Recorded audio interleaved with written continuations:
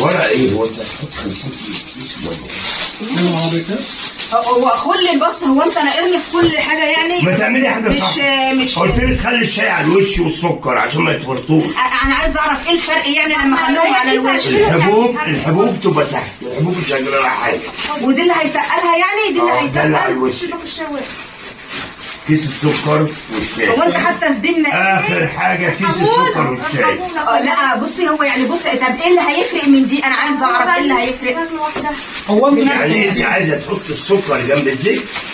انت عايزين ايه؟ انتوا في التنسيق يا عم ايه؟ انا عايز اعرف انت ليك انا عايز افهم تتكلم. عايز اعرف السكر عايز اعرف بس انت السكر والشاي بيتحطوا جنب الزيت عشان يلقطوا؟ لا مش جنب الزيت. ما هو احطهم على ما انا الزيت. بقول لك وانا كنت احطهم على الزيت. طب يلا خلصوني. انت ليه جاي تتكلم بعد ما شرب النجعوي طار؟ ها؟ انا عايز اعرف يعني. ايه ده؟ هو انتوا في التنسيق تزعقوا